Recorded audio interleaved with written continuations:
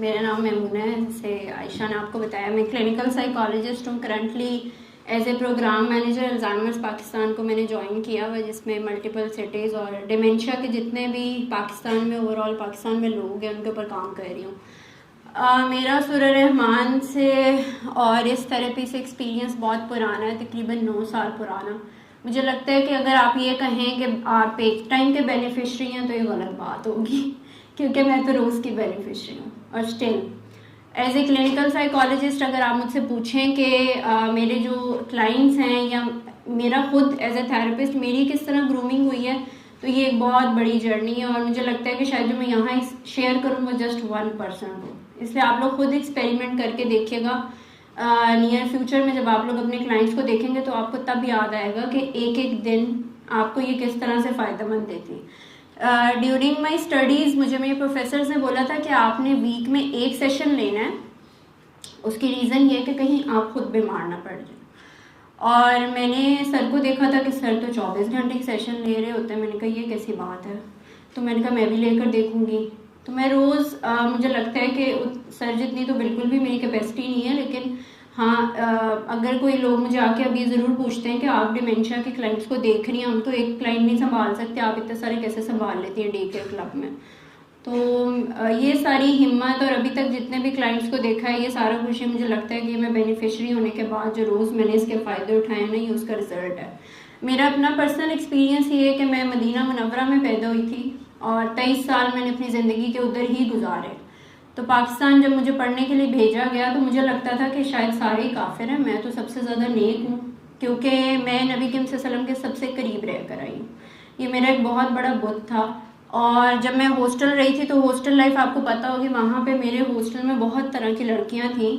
आप में से भी बहुत सारी लड़कियाँ हॉस्टल में रहती होंगी। तो एक दिन मैंने एक लड़की को देखा जिसकी न्यूड्स लीक हो गई थी, लेकिन वो नमाज पढ़ रही थी और उसके बैक पे एक टैटू था, बाल भी उसके नज़र आ रहे थे। शरीयत तो मेरी बहुत पक्की थी, तो मैंने जैसे उसको देखा मैंने कहा, वो बहुत रो रही थी। तो जैसे मैंने उसको देखा तो मैंने कहा यार इसकी तो नमाज ही कबूल नहीं होनी है, क्या नमाज पढ़ रही है। उस चीज़ पे मुझे आज तक रिग्रेट है कि मैंने उसके बारे में क्या सोचा। बट उसकी वो शायद नमाज अल्लाह मियां को सबसे ज़्यादा प्यारी थी। उसके बाद वो काकी जो है उसकी उसने थेरेपी भी की, उसकी शादी हुई, वो स्वीडन में सेटल भी हो गई और माशाल्लाह बहुत अच्छी ज़िंदगी गुजार रही है। लेकिन ये मेरी ज़िंदगी का मैंने आपको सिर्फ एक 1% कह लें कि एक्सपीरियंस बताया। मैं किस तरह से लोगों में ऐप देखती थी।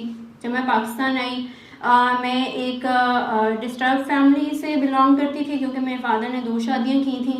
तो मेरी सऊदी अरब में तो इट्स वेरी कॉमन और वहाँ पे तो लोग इसको बड़ा नॉर्मल लेते थे, लेकिन एज ए देसी फैमिली मेम्बर मेरे लिए बड़ा मुश्किल था हज़म करना डेली का जो घर में मसले शुरू हो रहे होते।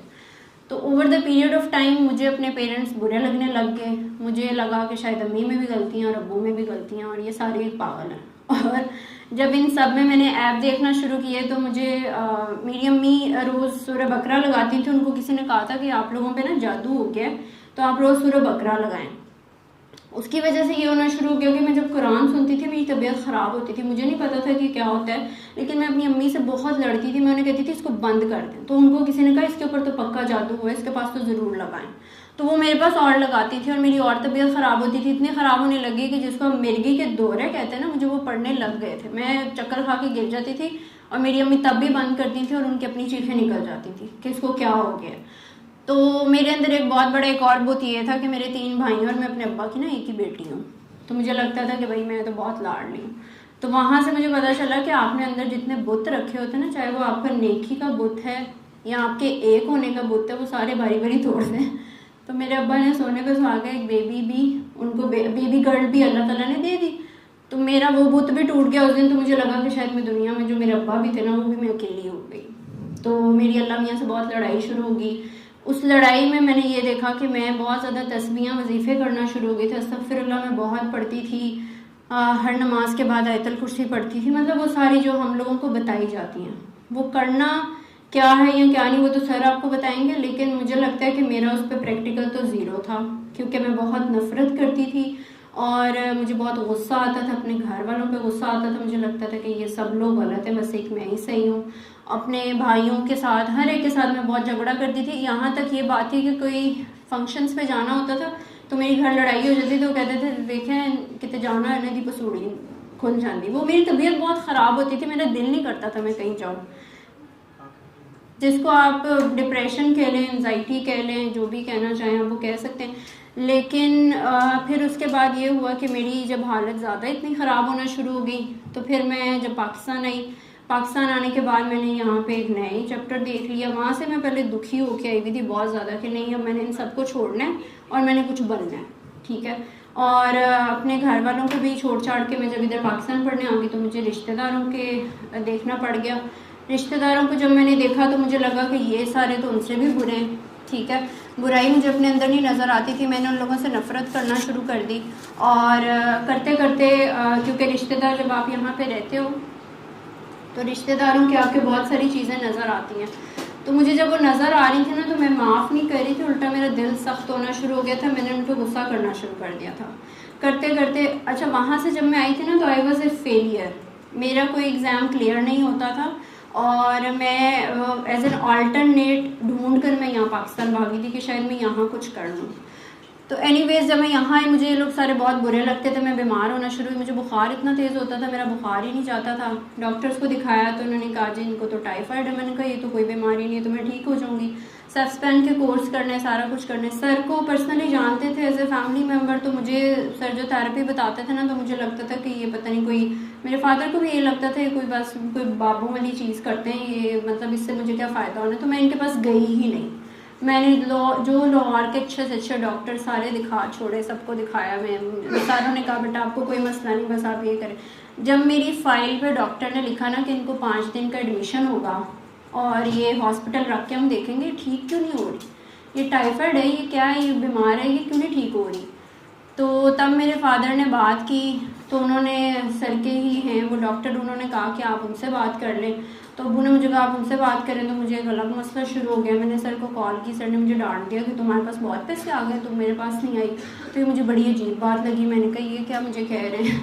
तो एनीवेज फिर मैं जब इनके पास गई तो वहाँ पे मैंने और ही सारा कुछ देखा। मैंने कहा यहाँ पे तो सारी थेरेपी चल रही है, सारा कुछ। उन्होंने मुझे कहा कि आप इस तरह से मुझे जो है कसीदा गुर्दा शरीफ या सूरह रहमान ने मुझे सर ने मायनी में किन्नू आँखा सुनने को कहा 7 दिन।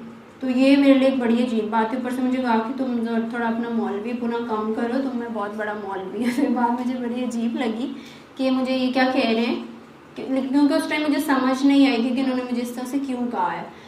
तो मैंने जब उसके बाद मायनी में किन्नू आँखा मैंने सुना, तो मेरा पहला दिन ही था मेरा बुखार उतर गया था, मुझे कोई बुखार नहीं था। और सर के पास भी मैं तब गई थी जब मेरे सारे रिश्तेदारों ने कह दिया था कि हमारे अपने छोटे छोटे बच्चे हैं, इसके साथ 5 दिन हॉस्पिटल कौन रहेगा। तो मेरा वहाँ पे भी बड़ा दिल दुखा कि यार कोई भी मेरे साथ खड़ा नहीं हो रहा। असल में वो सारे जो थे वो अपनी अपनी जगह पे थे, लेकिन शायद अल्लाह मियाँ आपकी ट्रेनिंग कर रहे होते हैं और इसलिए आपको ये सारा कुछ जो है ना छोटे मोटे टीके लग रहे होते हैं। मैंने सर को तंग करना शुरू कर दिया कि अब ये मसला हो गया, ये मसला हो गया। सर मेरे मसले सारे सुन रहे होते थे। फिर मैं आला इखलाक इतना अच्छा था मेरा मदीना से आके कि किसी ने मुझे ईद पे भी नहीं बुलाया अपने घर। तो मैंने सर से कहा कि सर मुझे तो कोई ईद पे भी नहीं बुला रहा, मैं तो बिल्कुल अकेली हो गई। तब मेरी नबी सल्लल्लाहु अलैहि वसल्लम से और जंग शुरू हो गई कि ये कैसे लोगों में मुझे भेज दिया। वो मुझे अब समझ आती है कि मेरा माशाल्लाह इखलाक इतना अच्छा था, कोई रिश्तेदार मुझे घर ले जाने पर राज़ी नहीं था कि इसको हम क्यों रखें घर पर, ये तो इतनी बदतमीज़ है, इतनी लड़ाकी, इतनी ज़ुबान चलाती है। सर ने मुझे कहा कोई बात नहीं, तुम मेरे घर आ।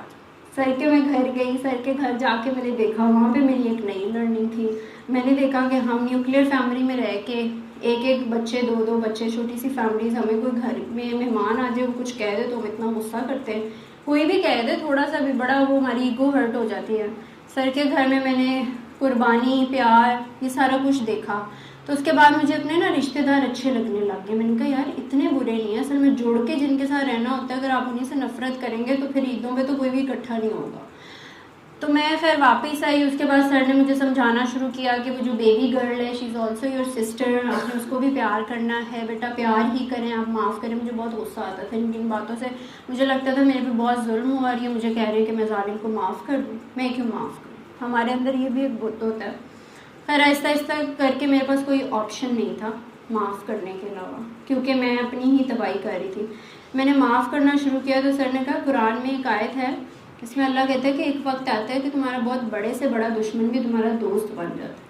मैंने कहा ये कैसी बात हुई, इतने मेरे रिश्तेदार मेरे सामने मेरी चुगलियाँ, मेरी करेक्टर असैसिनेशन तक मेरी कर रहे हैं, ये कैसे मेरे दोस्त बन सकते हैं। सर ने कहा तुम ना इनको माफ़ करके देखो, तुमने क्या दुरूद पाक पढ़ा है। फिर मैंने सोचा कि वाकई गुम्बद खिजरा के सामने खड़े हो गए तो नबी करीम सल्लल्लाहु अलैहि वसल्लम पे बहुत एक तरह से मैं एहसान कर रही होती थी कि मैं आपके ऊपर ना दुरूद पाक पढ़ के जा रही हूँ, याद रखना।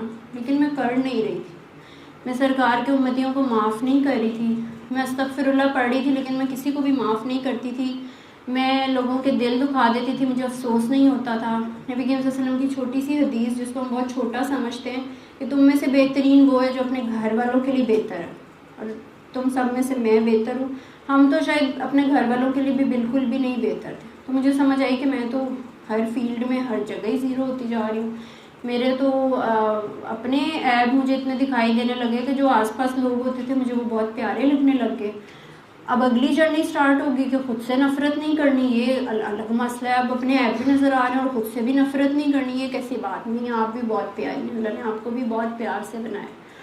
उसके बाद आहिस्ता आहिस्ता करते मैंने जो है अपने रिश्तेदारों को जब माफ़ किया, उनसे मैंने प्यार करना शुरू किया, मैंने उनसे बदले में कुछ एक्सपेक्ट नहीं किया। तो फिर मुझे समझ आई कि वो जो मैं 90% क्या मैं 10% देती थी, वो मुझे इन रिवर्स 90% देते थे। उन्होंने अपनी बेटियों से कहना शुरू कर दिया कि आप इससे पूछो ये कैसे पढ़ती है, आपने भी इसी के नक्शे कदम पे चलना। और वो सारी कज़न जो मुझे एक टाइम पे बुरा भला कहती थी, मैं उनको बुरा भला कहती थी, वो मेरी इज़्ज़त करने लगी, मैं उनकी इज़्ज़त करने लगी। उन्होंने मुझसे प्यार करना, सारी चीज़ें बेहतर होने लगी, इतनी बेहतर हो गई कि मैं अपनी अम्मी को भी सबक देने लग गई कि अम्मी आप गलत हैं। तो वहाँ पे भी बहुत सारी चीज़ें समझ आई कि घर वालों के साथ भी कैसे बेहतर होना है। मतलब एक ओवरऑल कैरेक्टर बिल्डिंग का ही मैं सिर्फ आपको 1% पार्ट बता रही हूँ, ठीक है। उसमें भी मुझे नहीं पता कितनी हुई है, मैं सिर्फ सुना रही हूँ, आप लोगों ने आगे खुद एनालिसिस करना है, आप लोग साइकोलॉजी पढ़ रहे हैं। मैंने उसके बाद फिर भी मेरे बहुत सारे मसले रहते थे। जब मैं बैचलर्स कर रही थी, मुझे मेरे रवैये की वजह से ना मैं इतनी हार्श और इतनी रूड होती थी। मुझे याद है कि मैं ना कोई लड़की मेरे से जल्दी दोस्ती नहीं करती थी। उसको लगता था कि यार ये बहुत सड़ियल है, इसमें बहुत ही गरूर, पता नहीं किस चीज़ का गरूर था, बस था।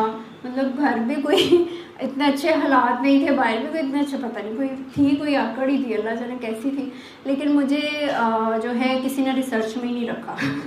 मेरी अपनी जो सो कॉल्ड 5 दोस्तें थी जो बड़ी ज़बरदस्त मेरी दोस्तें थी, उन्होंने भी मुझे नहीं रखा, क्योंकि वो मुझे बाद में पता चला, उन्होंने कहा यार ये अपने हिस्से का काम भी हमें पकड़ा देती, ये काम नहीं करती, ठीक है। इसको मेथोडोलॉजी का भी चैप्टर दिया ना, इसने वो भी नहीं करना, तो इसको रहने दो।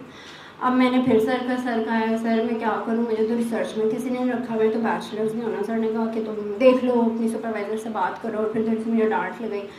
फिर मैंने कहा यार एक ही चीज़ में अच्छी हूँ, सूरह रहमान थेरेपी बताती रहती हूँ लोगों को, चलो इसी पे कर लेती हूँ रिसर्च, देखती हूँ क्या रिसर्च मिलते हैं। तो मैंने फिर ऑटिज़म पे रिसर्च की, जिसको नस्ट में प्रेजेंट किया, टर्की में प्रेजेंट किया, इंटरनेशनल लेवल पे, पाकिस्तान के मल्टीपल यूनिवर्सिटीज़ में प्रेजेंट किया। ऑटिज़म में मेरे 8 से 12 क्लाइंट थे ऑटिज़म के साथ बच्चे, उनके पेरेंट्स के ऊपर थेरेपी अप्लाई की, वो बच्चे ठीक हुए और वो रिसर्च मेरी कामयाब रही। फिर उसके बाद मैं मास्टर्स में इनरोल कर गई। वहाँ पे मैंने देखा कि बहुत सारी काकियाँ मेरे जैसी हैं जो घरों से निकलती हैं, डरती हैं, ये जो सारा कुछ जिसको हम एगोराफोबिया कहते हैं, ठीक है। तो मैंने कहा मैं इसके ऊपर रिसर्च करके देखती हूँ कि क्या ये भी ठीक होता है, कि मतलब अगर काकी के पास जो सर ने मुझे बता दिया कि अल्लाह है तो वो सारे डर और खौफ ख़त्म हो जाते हैं, तो क्या एगोराफोबिया भी ख़त्म हो सकता है उससे। तो मैंने उसके ऊपर रिसर्च की, उसमें भी मेरे पास बहुत अच्छे रिजल्ट्स मिले, जिसमें एक सबसे सिवियर केस था, जो बच्ची मल्टीपल एडमिशन्स होते थे पैनिक अटैक के साथ एवरी वीक। वो बच्ची अकेली सफ़र करके लंदन चली गई, जो गाड़ी में बैठ नहीं सकती थी, वॉमिट करती थी। तो मुझे इस तरह के रिज़ल्ट्स मिले। फिर मैं फील्ड में आ गई। फील्ड में आने के बाद अब डिमेंशिया के ऊपर, डिमेंशिया ऐसी डोमेन है साइकोलॉजी की जिसको कोई नहीं छेड़ता, क्योंकि उन्हें लगता है ये सबसे निगलेक्टेड पार्ट है। उन्हें लगता है कि यार ये जो है ना, मतलब बाबुओं पे कौन काम करे, माइयों पे कौन काम करे, इनकी ज़िंदगी गुजर गई है। और मेरी अल्लाह मियाँ से एक और चीज़ थी, अच्छा ये सर की दुआ में आती हूँ तो मुझे डिप्रेशन एंजाइटी ठीक हो गया। कोई बड़ी बड़ी बीमारियाँ भी मैं देखूँ ना, शिज़ोफ्रेनिया, बाइपोलर, ख़तरनाक। तो मेंटल हॉस्पिटल में जो मुझे पहला केस मिला वो कोपोरेगिया का मिल गया, सबसे ख़तरनाक। उसके ऊपर काम किया, शिज़ोफ्रेनिया ठीक होने लग गए लोग, बाइपोलर ठीक होने लग गए, ऐसे जैसे डिप्रेशन एंजाइटी ठीक होता है। मेरे लिए बहुत अजीब बात थी, ये कैसे हो सकता है। सर ने सिर्फ एक चीज़ सिखाई थी कि बेटा आप प्यार बन जाएं, इतना प्यार कि दूसरों की नफ़रत को आप चूस लें। और ये बहुत मुश्किल काम है, कहने को बहुत आसान है, लेकिन मुझे बस एक एहसास गुजरा कि नबी करीम सल्लल्लाहु अलैहि वसल्लम को दरूद पाक भेजना आसान था, करना तो बहुत मुश्किल है, लेकिन बस कोशिश कर सकते। डिमेंशिया के ऊपर काम करना शुरू किया तो वो सारे लोग, घर वाले कहते हैं हम तो, क्योंकि न्यूरो डिजेनरेटिव डिजीज़ है, उसमें डिजेनरेशन होती है, डिजेनरेट नहीं होते न्यूरॉन्स। लेकिन मेरे पास जो है ऐसे क्लाइंट्स हैं जिनका डिमेंशिया इतना अच्छा मैनेज हो गया हुआ है कि वो घर वाले खुद, अभी एक के भतीजे अमेरिका से कार्डियोलॉजिस्ट हैं, वो मुझे मिलने आए स्पेशल कि आपने मेरे अब्बा के साथ क्या किया है। वो पीएमआरसी के हेड थे, डॉक्टर नगमा रिहान, जिनकी फैमिली कहती है आप खुद लोगों को बताएं कि ये कैसे थे, इनको भी डिमेंशिया हो सकता है, कैसे ठीक हो गए। मैं उनको सिर्फ कसीदा बुर्दा शरीफ, जब मेरे पास वो आते हैं 7 दिन कसीदा बुर्दा शरीफ सुना देती हूँ, उसके बाद वो बुड्ढू बाबे जितने माइयाँ हैं उनको बस मैं प्यार श्यार करती रहती हूँ कोई और वो मेरे साथ अटैच हो जाते हैं। और घर वाले कहते हैं कि आप जो है ना ये इनके बगैर तो रहते नहीं हैं, तो हम अब इनका क्या करें। लेकिन वो प्यार करते करते ही जो है ना वो बेहतर होना शुरू होते हैं, क्योंकि मुझे लगता है कि कहीं ना कहीं 2 एक्सट्रीम है। जैसे मेरा बचपन था, मुझे लगता था कि I was the neglected child, मुझे प्यार नहीं मिला, और मेरी अल्लाह मियाँ से एक ही दुआ थी कि अल्लाह मियाँ मुझे मेरे ना अम्मी अबू प्यार नहीं करते। वो अल्लाह मियाँ ने इतने माई बाबे दे दिए हैं कि मैं कहती हूँ अल्लाह मियाँ सॉरी, आइंदा नहीं कहूँगी कि अम्मी अबू प्यार नहीं करते। तो समटाइम्स हमें जो लग रहा होता है ना कि हमारा जो दुख है या हमारी जो महरूमी है वो बहुत बड़ी है, वो कोई नहीं समझ सकता। कोई लोग मुझसे पूछते थे ना आपकी महरूमी आप, मैं कहती थी मेरे से इस पर कोई बात ना करे, मतलब आपको पता ही नहीं होगा कि मैंने क्या क्या काटा। तो मुझे लगता है कि वो बहुत छोटी होती है जब अल्लाह मियाँ प्रैक्टिकल आपको उस चीज़ से गुजारता है और दिखाता है। तो हमारे इर्द गिर्द बहुत सारे ऐसे लोग होते हैं जिनको वो चीज़ चाहिए होती है, हम खुद नहीं दे रहे होते, लेकिन हम एक्सपेक्ट कर रहे होते हैं कि लोग हमें दें, ठीक है। हम रिवर्स चाह रहे होते हैं लेकिन हम देने को कुछ तैयार नहीं होते। तो I was also the one, मैं सेल्फिश थी, मुझे लगता है बहुत ज़्यादा, कि मुझे प्यार चाहिए तो था पर मैं प्यार देने को किसी को तैयार नहीं थी। कोई मुझे पानी का गिलास पूछ लेता था ना, कहता था कि आपको 10 नहीं क्या मिलेंगी, तो मैं कहती थी आप ले लें, आपको अगर इतना पता है तो, मुझे नहीं चाहिए, ठीक है। तो मेरी तो इस तरह की मतलब खोपड़ी थी थोड़ी उल्टी, लेकिन सर के साथ रह के 9 सालों में, आई एम 29 नाउ, लोग कहते हैं आप तो लगती नहीं 29 साल की। पहले तो आके पूछते हैं साइकोलॉजिस्ट कौन है, तो मैं कहती हूँ कि बस मैं ही हूँ, पता नहीं उधर ही रह गई हूँ शायद, कहीं जहाँ 9 साल पहले सर को मिली थी। लेकिन कैरेक्टर बिल्डिंग मेरी ऐसी हुई है कि मुझे समझ आई कि अपने घर में आपका रोल, आपके दोस्तों के लिए आप कितने फ़ायदेमंद हैं, या आप सोसाइटी के लिए क्या कंट्रीब्यूट कर रहे हैं, मोर ओवर आप अपने मुल्क के लिए क्या कर रहे हैं।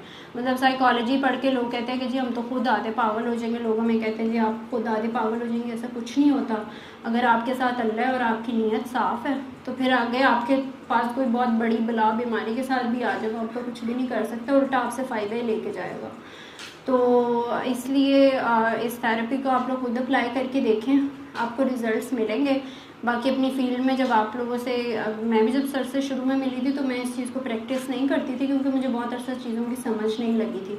पर सेल्फ प्रैक्टिकल है, हट बीती है, रोज़ आप इससे कोई ना कोई, मेरे सामने रोज़ एक नई चीज़ खुलती है जहाँ मुझे लगता है कि अब मुझे सब आता है, वहाँ मुझे कुछ नया सीखने को मिल जाता है। मैं कहती हूँ ये क्या है। तो बहुत सारे लोग ऐसे हैं, ज़िंदगी की तरफ असल में वापस आना होता है।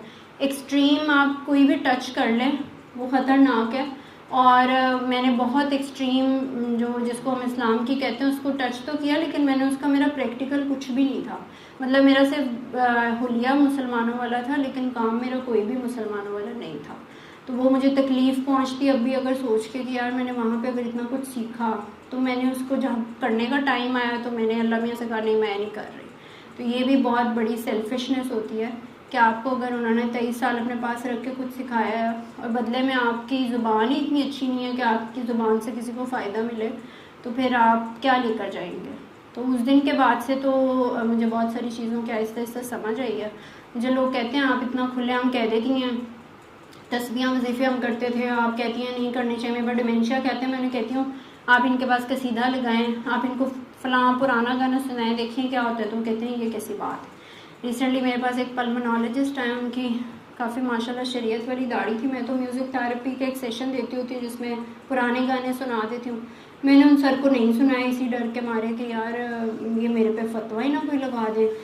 तो थोड़े दिन गुजरे, वो खुद कोई गाने गा रहे थे, तो मैंने कहा ये क्या बात हुई। तो मैंने उनकी फैमिली से पूछा कि ये क्या, तो वो कहते हैं कि ये ना पुराने गाने तो हमारे पास इतनी लिस्ट है, हम तो इतने तंग हैं, हम तो ड्राइवर के सामने नहीं लगाते। वो कहेगा कि बाबा जी दी इतनी दाढ़ी है तो केंद्र गाने सुनते हैं। मैंने कहा क्या मतलब है? वो कहते हैं ये बहुत गाने सुनते हैं। और मैंने जब लिस्ट देखी तो वो सारी लिस्ट वो थी जो सर हमें दुआ में सुना रहे होते हैं, और हम कहते हैं ये क्या। तो फिर उसमें उनको मैंने सुनाया तो उन्होंने कहा बेटा 120 गानों की कैसेट मिलती थी, मैं मेडिकल में जब पढ़ता था ना वो गाने लगा के मैं याद करता था। मुझे वीडियो फिल्में नहीं याद, लेकिन जब कोई सवाल आता था मुझे फ़ौरन याद आ जाता था इसके जवाब में ये गाना मैं सुन रहा था, तो मैं लिख लेता था। तो उनकी मेमोरी में घर वाले पोते पोतियाँ नहीं याद, लेकिन उन्हें वो गाने याद रह गए। हम कहते हैं ना पुरानी मेमोरी ठीक रहती है।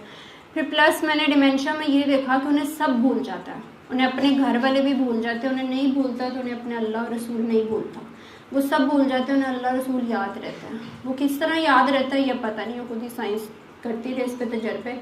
लेकिन फिर एक रिसेंटली एक और केस हुआ कि वो ओल्ड एज होम से लोग आते हैं कुछ मेरे पास, माशाल्लाह सारे नमाजी लोग हैं, लेकिन वो आपस में दुखी हैं तो बहुत झगड़ा करते थे एक दूसरे से। तो मैंने उनको कहा कि देखें आप, मेरा तो हुलिया नहीं है वो वाला मुसलमानों वाला, लेकिन आप लोगों की माशाल्लाह दाढ़ी हैं, तो सरकार ने तो यही कहा कि आप लोग एक तो झूठ ना बोलें, दूसरा एक दूसरे से प्यार करें, माफ़ कर दें, आप क्यों एक दूसरे की बातों का गिला रखते हैं। तो उस टाइम अंकल के ना स्टमक में बहुत पेन हो रही, मैंने मेरे स्टाफ से कहा मुझे मेडिसिन ला दो, राइजिक ला दो, मैंने गोली खानी, मैंने गोली खानी।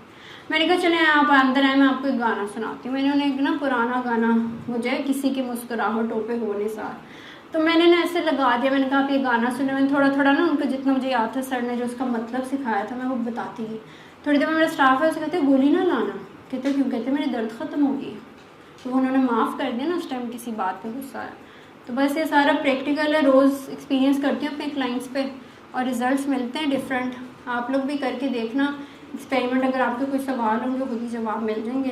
काफ़ी सारा टाइम लिया लेकिन मेरे पास बहुत स्टोरीज़ हैं, कभी अगर किसी ने मुझसे मिलना हो या करना हो तो आके मिल सकते हैं। मैं आपको लाइव एक्सपेरिमेंट दिखा दूँगी डिमेंशिया के क्लाइंट्स का कि क्या उनकी प्री में कंडीशन थी और अब पोस्ट में क्या कंडीशन है। Thank you. सल्ले अला सल्ले अला सल्ले अला सल्ले अला सल्ले अला शफीना सल्ले